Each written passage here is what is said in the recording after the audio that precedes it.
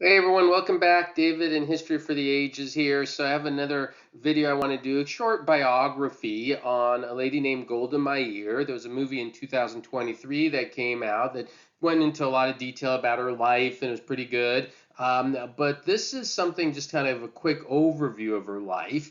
She was born in Kiev, which at the time was part of Russia.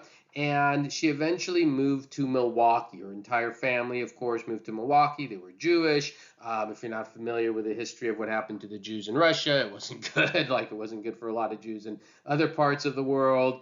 And after she spent some time in Milwaukee, she got involved in what is called the Zionist movement. I have an entire video explaining what Zionism is. If you've never seen it, I'll put the link in the description. You could definitely watch that. Very important topic. And she did what was called an aliyah, when the Jewish people decided to help with the foundation of the state of Israel again, or the recreation of the state of Israel.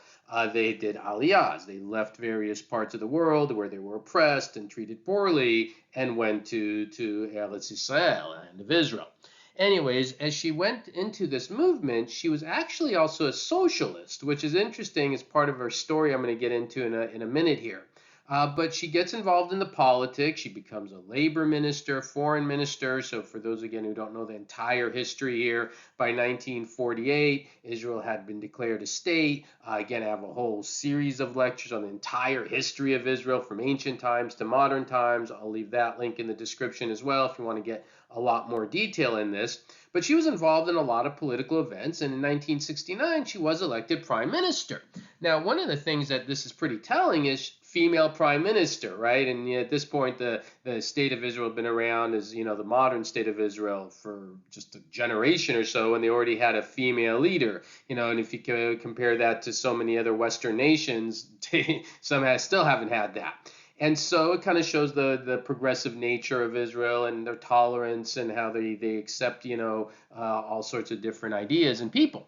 So, anyways, she gets involved and becomes the prime minister. And the most dramatic thing, of course, that happened during her time in office was the 1973 Yom Kippur War. And this was a war where Iraq, Syria, Jordan, Egypt all pounced on Israel. This was after the 1967 war, which again I explain in more detail in my longer lectures on all of this. And frankly, Israel was caught off guard on this, and it was a very difficult war.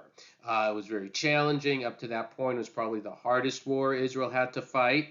And at one point, she was desperate for help, and she went to a lot of these European socialist nations, and she said, "Will you help us?"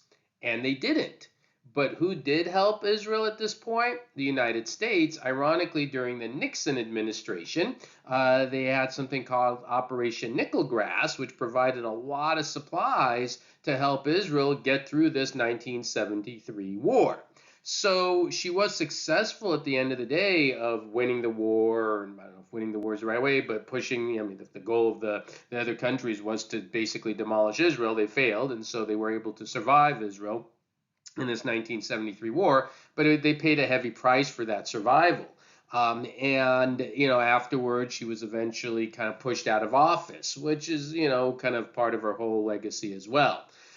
So that's basically kind of the big thing she was involved in, a little bit of a background about her. But you can't all discuss Golda Meir without also knowing her quotes, because she's also very famous for some of the most powerful quotes that still resonate to today regarding the events in the Middle East. So let me share some of them with you here.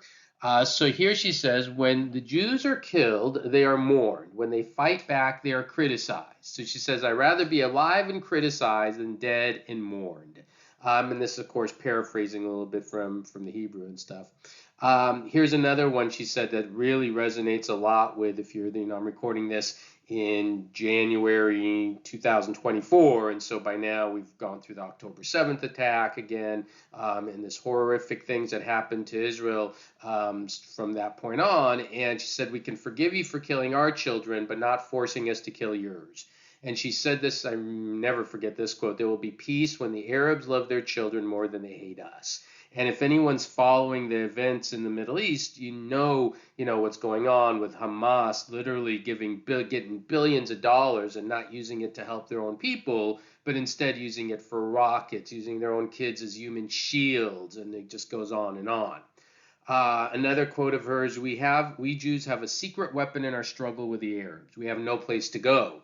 There are over 50 Muslim nations in the world. There's one state of Israel, and the Jewish people forever were told, "Go home, Jews, go home, Jews." So they go home to Israel, and then they're told, "We don't want you here," but they really have nowhere to go. So this is their one thing they can't lose, right? The Arabs lose a war, nothing happens, right? They lose some wars. If Israel loses a war, there is no Jewish state anymore. So it's that profound and powerful.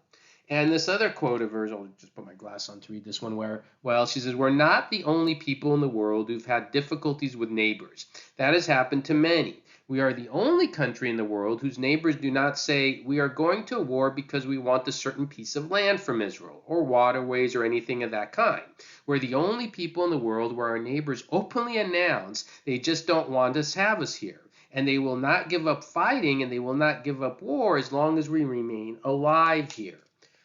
That's, sadly true with all these various wars. Now, some countries, since she made some of these quotes and things, have made peace with Israel and have accepted Israel there.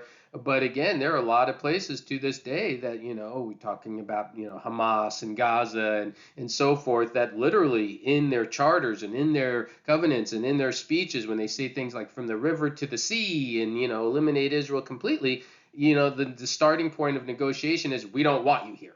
Right? And that's very difficult to work with. So she kind of hit the nail on the head and very prophetic with a lot of things that are currently going on. So I think these quotes kind of resonate to this day. So anyways, if you want to learn a little bit more about the entire events of Israel, Zionism, the entire history, I have an entire playlist that covers this in great detail. I hope you check it out as well. But just a quick little biography on Golda Meir for those of you who may have never heard the name before. All right, everyone, thank you for watching and have a great day.